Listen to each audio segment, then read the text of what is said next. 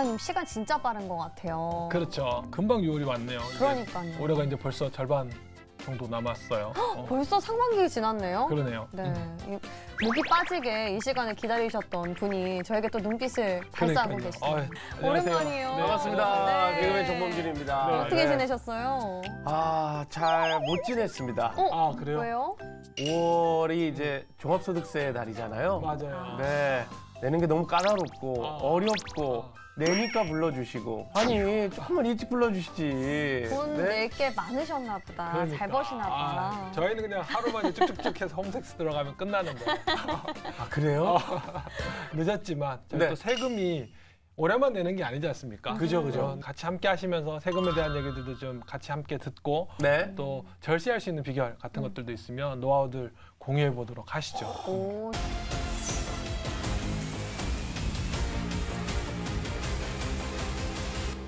이 세금과 우리가 역사랑 이어볼 수 있는 그런 고리, 시작점은 뭐가 될까요? 역사적으로 미국의 독립운동, 그다음에 프랑스의 시민혁명, 네.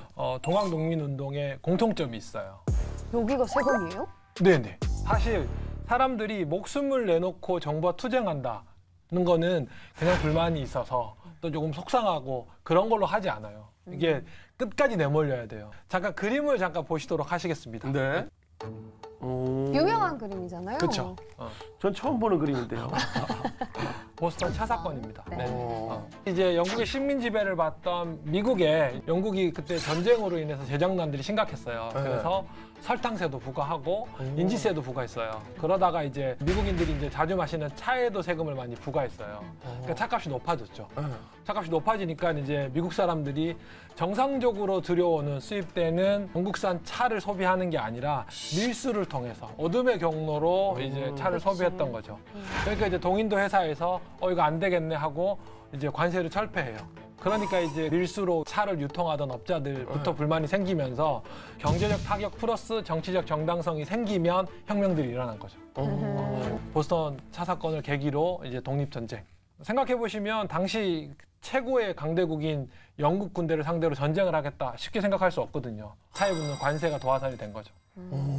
그냥 이렇게까지 일이 커질 줄 몰랐겠죠. 사람들이 이렇게 합리적이지 않다라고 생각하지 못하고 그냥 순순히 따를 줄 알았는데 이게 정말 나비 효과처럼 커졌던 그런 사건인 것 같아요. 요 그림 다시 하나 더 보실게요. 와, 진짜 옛날에 봤던. 당시 18세기 프랑스 신문에 있던 이 사파인데요. 자세히 보시면 굉장히 나이 드신 노인의 등에 두 명의 사람들이 올라와 있어요. 맞아. 네네. 유명한 그림이죠. 그렇죠. 유명한 그림이죠. 네. 사실 그 전에도 프랑스에 있는 그 유명한 격언이 있어요. 세금은 거위털처럼 뽑아야 된다라는 거죠. 그러니까 거위털? 거위가 고통을 감수할 수 있을 만큼 털을 뽑아야지 지나치게 많이 뽑으면 거위가 막 소리 지르고 도망간다는 그지 거죠. 그지 그지. 그 격언을 무시한 거죠. 사실은 저 정도의 사파가 그려지고 이제 시민들 사이에서 의식이 저렇게 됐으면 이제는 세금에 대한 생각들을 해야 되는데 보시는 저 그래프처럼 당시 프랑스는 97%가 이제 제3의 계층, 시민 계층들이 있고 그 위에 이제 제일 계층, 이제 성직자와 왕, 귀족, 제2 계층들이 이제 포진했는데 저 97%에 해당하는 제3의 계층들이 세금을 부담했죠. 97%가 세금 부담하고 3%가 세금을 내지 않으면 뭐가 문제야라고 생각할 수 있는데 그렇죠. 근데 그 3%가 대부분의 프랑스의 소득과 자산을 갖고 있었던 거죠. 여러분 아마 그거 아실 거예요. 부르조아. 그 프랑스의 부르조아라는 표현이 저 세 번째 신분에 있는 시민 계급에 통용돼 있어요. 경제학 산업화해서 소득은 우리가 다 벌고 우리가 이렇게 먹여 살리는데 제2 신분, 제1 신분들만이 정치적인 결정들을 하니까 거기에 불만을 품고 이제 시민혁명을 하게 된 겁니다. 전 부르주아가 귀족인 줄 알았어요. 저희도 야 너 부르조아야. 그렇죠. 너 잘 사는 거야. 그게 이렇게 이제 이제 시민혁명 이후에 바뀐 개념인 거죠. 그러니까 우리말로 하면 자본가인데 그 자본가는 당시는 3계급입니다.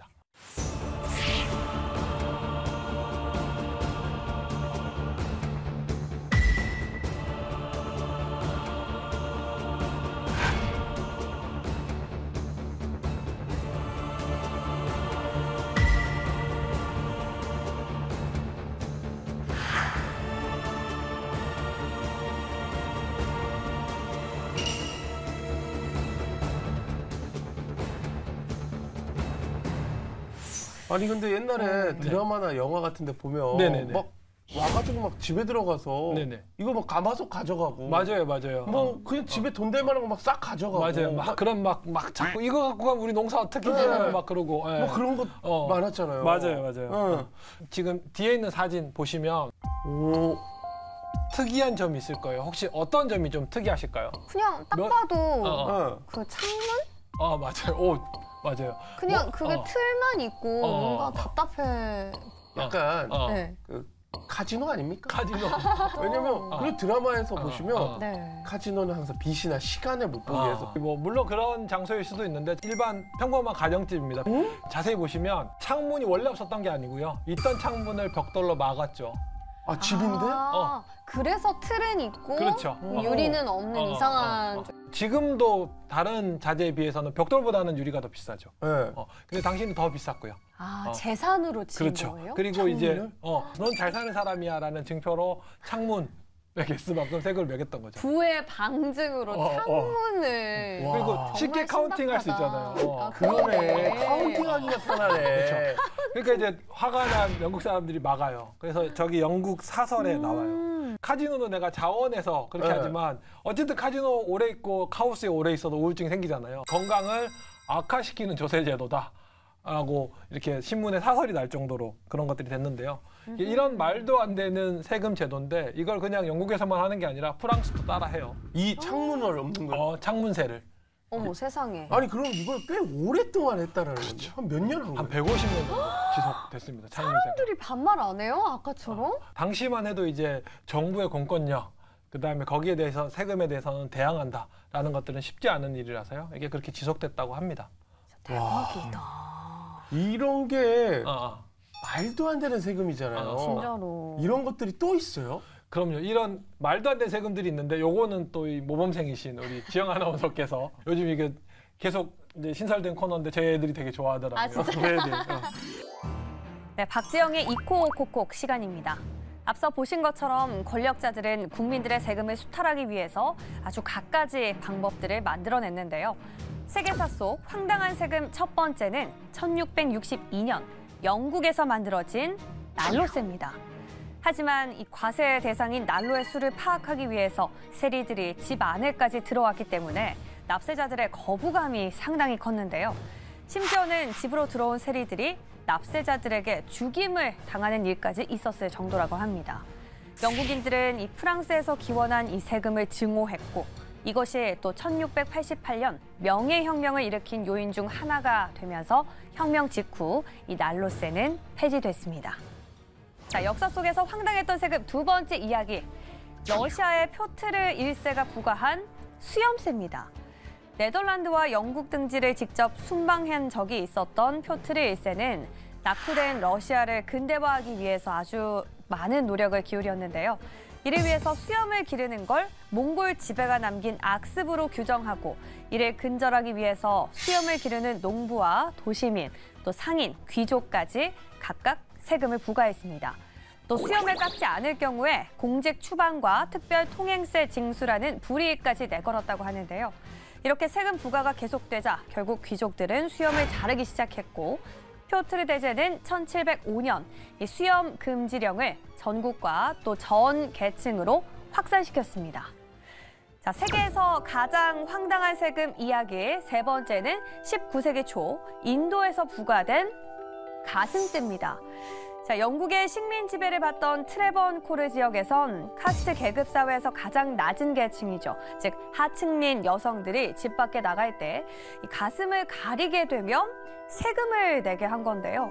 가슴을 가리는 것 그 자체가 상류 계급 여성의 특권이다라는 어이없는 이유를 내세웠다고 합니다. 만약에 이 가슴을 가리고 싶다면 또다시 유방세를 내야 됐는데요. 유방세에 저항하던 한 여성이 스스로 가슴을 자르고 목숨을 잃는 사건이 발생했고 여성들의 거센 반발이 이어지면서 결국 이 가슴세는 폐지되게 됩니다. 자, 많은 국민들을 울렸던 세계사 속 황당한 세금 이야기. 더 이상 이와 같은 일들은 벌어지지 않기를 바라봅니다. 네. 지영 아나운서 되게 정리를 잘해주셨어요. 가슴새는 저도 처음 봤어요. 아니 저는 진짜 제 눈을 의심했어요. 이걸 찾아보면서도 너무 맞아요. 충격적이어서 어떤 게 제일 기억에 남으세요 혹시? 저도 가슴새는 이거를 해도 너무한 거 아니냐. 아 맞아요. 그러면 저는 아까 들어본 생각이 네네. 그럼 내가 반쪽만 가리면 네네. 세금 할인해요? 합리적인데요? 네. 그러니까 저는 좀 뜻밖이었던 게 가리지 않으면 내라고 하는 건 줄 알았는데 저도요. 가렸다고 내라고 하는 게 네. 그 뭐 세금이라는 것이 사실은 지금과 같은 어떤 국민적인 합의가 있지 않았어요. 그냥 위정자들이 이렇게 세금 내자 하면 되는 거죠.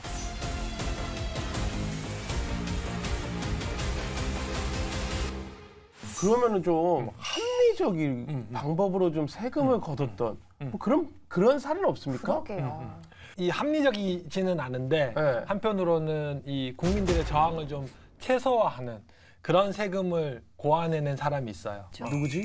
우리 아마 모를 것 같은데? 알만한 사람인가? 알만한 사람이에요. 다 아실 거예요. 모르겠어요. 이거는 분명히 범기 씨도 아실 거예요. 카사노바입니다.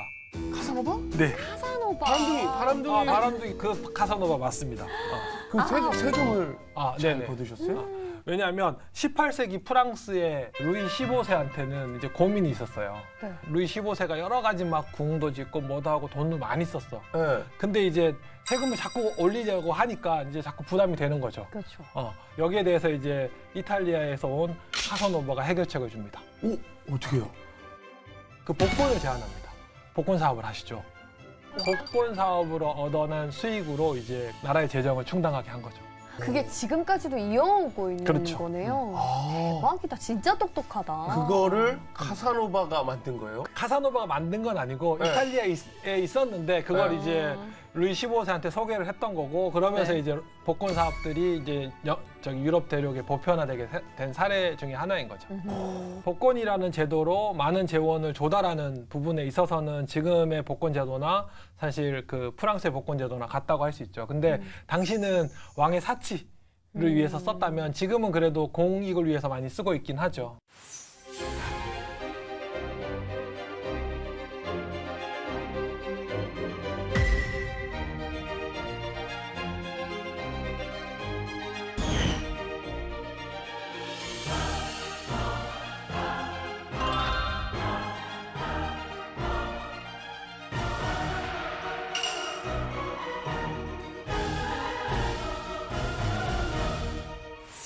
요즘에는 저희가 그 세금을 내는 기반이 아예 다르잖아요.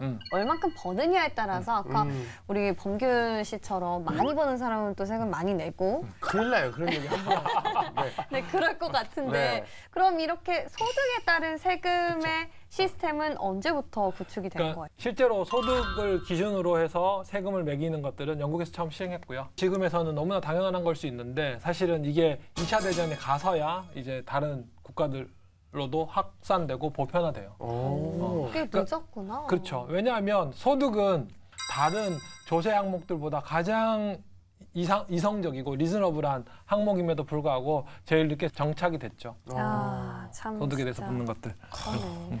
야, 제가 근데 이제 소득세 이야기를 들어보니까 근데 또 한편으로 생각이 드는 게 저희 동네 도서관에 가는데 무료잖아요. 네네네. 너무 잘 돼 있잖아요. 그렇죠. 요새 도서관 진짜 잘 돼 있죠. 그런 게 우리 다 세금으로 우리가 잘 이용하고 있다라고 하면 주변에 공원이라든가 이런 걸 하면 세금이 잘 쓰인다면 참 좋은 거구나라는 것도 느껴요. 진짜 맞아요. 이렇게 따뜻한 생각 하시는 분들도 어. 많이 계시네요. 그러니까 실제로 이렇게 범기 씨처럼 생각하시면 참 좋은데 네. 오늘 제가 요 주제를 선정하면서도 요 생각들을 하시는 분들이 조금 많았으면 좋겠다. 그 세금이라는 게 보통 저희가 물건을 사면 네. 돈을 지불한 것과 그 서비스가 됐던 상품을 받는 것과 1:1 매칭이 돼요. 근데 세금은 내가 돈을 내는 거는 소득에 따라서 그리고 법에 정해진 것 때문에 돈을 내는 거고 그리고 거기에 대한 혜택을 받는 건 이거랑 직접적인 매칭이 돼서 받는 것들은 아닌 거거든요. 그치. 공공 서비스라는 게. 네. 그러니까 정부가 제공하는 제일 대표적인 공공 서비스가 뭐가 있을까요? 도로. 그렇죠. 네. 도로도. 오. 그러니까 인프라, 사회 인프라. 사회 인프라. 네. 그리고 사실은 우리 사회 시간에 많이 배웠을 거예요. 정부가 하는 가장 큰 일 중에 하나는 뭐다? 뭐예요? 국방 서비스. 국방. 국방 가장 중요하죠. 가장 네. 중요하죠. 근데 생각해 보면 이 국방 서비스가 어떤 특징이 있느냐 하면 이걸 이제 좀 경제학적인 용어로 쓰면 비배제성, 비경합성이라고 해요. 어떤 뜻이죠? 그러니까 어떤 거냐면 이런 거예요. 외국의 침입으로부터 네. 혹은 뭐 북한으로부터 전쟁이 일어날 것을 대비해서 국민들을 안전하게 지켜주는 것. 네. 이게 상당한 서비스거든요. 그렇죠. 저희가 체감하지 못할 뿐이지. 네. 사실은 주변 국들과 되게 심각한 전쟁할 위기가 처했어. 라고 하면 우리나라 종합주가지수는 어떻게 될까요? 바닥이죠. 시가총액이 돈 다 빼. 시가총액이 얼마가 날아갈까요? 그죠? 상상. 뭐 몇 조가 날아가겠죠. 아, 몇 조가 아니라 수백 조, 네. 뭐 1000조 원 단위가 날아갈 거예요. 네. 근데 우리나라 국방 예산은 한 54조 가량이라고 합니다. 뭐 그 정도니까. 그거밖에 안 돼요. 그 돈을 쓰는데 그 돈을 쓰고 이 정도로 안전하게 자산을 지킬 수 있어. 라고 하면 누구나 다 그 돈을 지불하고 싶어 할 거예요. 그러네. 그러네요. 근데 그 돈을 지불하세요라고 하면 아무도 내지 않아요. 그렇죠. 왜? 내가 돈을 안 냈다고 해서 현저하게 그 외국의 전쟁으로부터 나만 위험하게 만들 수가 없어. 맞아요.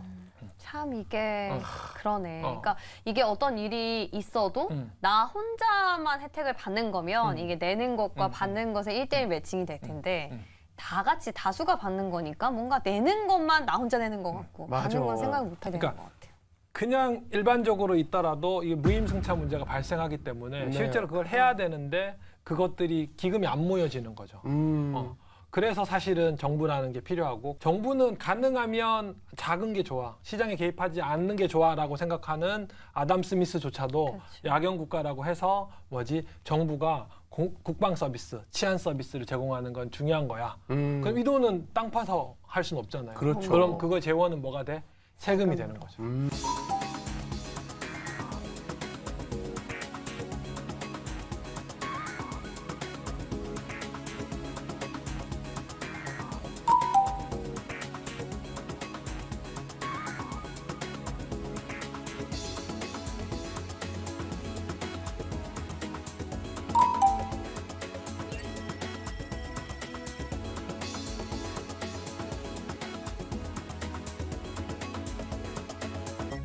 세금의 또 다른 역할은 없습니까? 이번에 정부가 올해 그 법인세율을 1% 인하했어요. 아 맞아요. 네. 25%에서 24%로 1%포인트 인하했어요.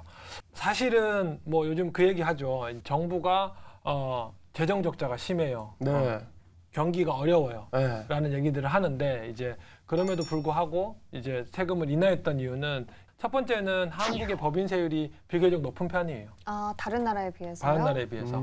OECD 평균이 21% 남짓이거든요. 법인세율 평균이. 네. 근데 이번에 인하를 했어도 24%니까 평균치보다 좀 높은 셈이죠. 그러네요. 특히 요즘 같이 이제 글로벌 기업들이 네. 이제 브로드하게 세금 따라서 이제 본사를 이전하기도 하고 여러 가지 그렇죠. 비즈니스 환경들을 맞아. 조정하는 데 있어서 그래서 그런 부분에서도 법인세를 좀 인하할 필요도 있고요.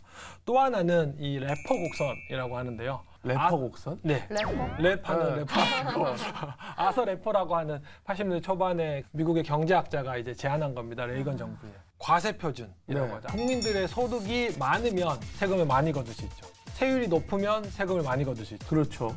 근데 세율이 너무 지나치게 높으면 국민들의 경제 활동이 위축되면 오히려 세액을 준다는 거죠. 악순환이구나. 반대로 세금을 적정 수준으로 인하하면 사람들이 소비도 더 많이 하고 기업들이 투자도 더 많이 하고 생산도 늘어. 오히려 세율은 조금 떨어지지만 과세 표준, 세금을 징수할 수 있는 그 소득들이 늘기 때문에 나중에 정부에 들어오는 세액은 더 늘어날 수 있어. 라고 하는 이론을 개진을 했습니다. 네. 그러니까 맞는 것 같아요. 맞아요. 실제로 그래서 성과를 얻었고요. 네. 그러니까 아서 래퍼 교수가 얘기하던 그 래퍼 곡선 얘기를 할 때가 어떤 시절이냐면 70년대 중반, 70년대 후반에 오일샥 때문에 물가가 많이 오르던 시점이에요. 네. 그리고 경기가 그래서 침체했던 시기예요. 그러니까 원자재 가격이 올라서 생기는 물가 인상인 그렇죠. 거죠. 이게 제일 안 좋은 인플레이션입니다. 그래서 이제 경기를 좀 타진해 볼 필요가 있겠다라고 하면서 이제 레이건 정부가 적극적으로 이 아서 교수의 의견들을 수령해서 법인세율을 당시 48%에서 38%로 10%나. 10%나 소득세율은 더 급격하게 인하해요. 70%에서 파격적이네요. 28%로. 그래서 좀 경제가 다시 돌아왔나요? 그렇죠. 그래서 실업률이 당시 10% 남짓되던 미국의 실업률이 5% 수준까지로 이날이 하락합니다. 다행이다. 그렇죠. 대부분 다 70년대는 소득세율이 30% 이상이었어요. 근데 이게 지금은 20% 언저리로 다 하락하게 되는 결정적인 어떤 실험이었고 이론이었고 이제 계기가 된 거죠.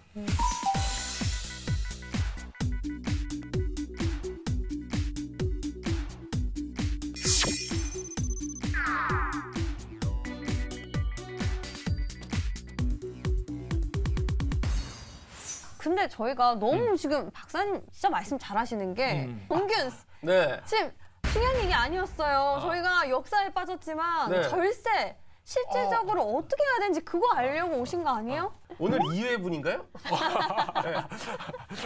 절세가 더 중요할 것 같긴 한데 그렇죠. 그렇죠. 뭐 또 아무리 뭐 역사를 잘 알고 지식이 있는다 하더라도 내 실생활에 도움이 돼야 되니까. 맞아요. 이제 12월마다 연말정산 하실 텐데 연말정산하는 팁을 제가 좀 준비를 해왔습니다. 오.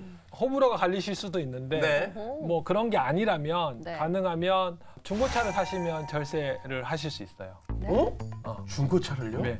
법인인 경우에는 사업자의 경우에는 뭐 그거 자동차를 어떤 비용 처리를 할 수 있겠지만 월급장이들은 이거 비용 처리가 안 되거든요. 그런데 중고차를 사시면 그 중고차 비용의 10%는 감면을 받을 수 있어요. 그리고 네. 이거 아마 차를 오래 쓰시라고 자원 제한력의 목표에서 취지로 이런 제도가 마련된 것 같고요. 또 이제 월세. 네. 이거 아마 요새 이제 전세에 대한 여러 가지 이슈들이 부담이 많아서, 많죠. 그러니까 월세는 돈이 나가는 거고 전세는 안 나가는 거야라는 측면에서 이제 한국은 월세에 대한 것들이 조금 이렇게 저항이 있었는데 월세에 대해서는 이제 그 세액 공제율을 더 높여줬습니다. 이제 7천만 원 이하의 소득자한테는 전에는 10%에서 이제는 12%. 그다음에 5,500만 원 이하의 소득인 분들한테는 이제 12%에서 15%로 월세액을 세액 공제 받으실 수 있어요. 야, 그러면 그렇구나. 집 계약할 때 잘 생각해봐야겠네요. 그렇죠. 네. 그렇죠. 또 하나 더 팁을 말씀드리자면 이제 뭐 지영 아나운서는 아직 그러시겠지만 이제 저희는 노후를 이제 조금씩 준비해야 될 때인데 좀 준비해야 돼요. 그쵸. 네. 아니 저랑 같은 세대신 것 같은데 왜 이렇게 그러세요? 우리 아이가 네. 동갑이에요. 네. 아 맞아 대박. IRP라든지 개인연금 드시면 개인연금에 대해서는 거의 200만 원에서 250만 원 거기에 대해서는 세액공제 받으실 거예요. 법규시적인 실례지만 네. 옷 사이즈가 어떻게 되세요? 저요 105. 105. 네. 저랑 같은. 네. 이렇게 물어보고 이렇게 서로 답할 수 있는 것들도 사실은 표준화의 결과거든요. 좀 뜻밖인데. 그렇죠. 맞아요. 네. 이런 사이즈들이나 이런 표준이 예전부터 있었던 건 아닐 거 아니에요? 그렇죠. 그렇죠. 화재가 났는데 30시간 동안 불타서 사라지는 사건이 발생했습니다. 세상에 그게 무슨 표준화라면 뭐 어떻게. 어떠셨어요? 오늘 좀 도움이 됐을까요? 저는 오늘 네. 세금의 역사가 거의 개그보다 웃긴 것 같아요. 그렇죠. 창문세, 뭐 난로세, 가슴세 그런 뭔가 세금도 좀 바뀌어가면서 지금 형태로 왔듯이 절세도 중요하지만 세금이 좀 잘 쓰였으면 좋겠다라는 걸 느꼈던 시간이었던 것 같아요. 여러분들도 같이 세금에 대해서 유익한 팁 얻으셨길 바라면서 저희는 여기서 인사드리도록 하겠습니다. 함께해 주신 여러분 고맙습니다. 감사합니다. 감사합니다.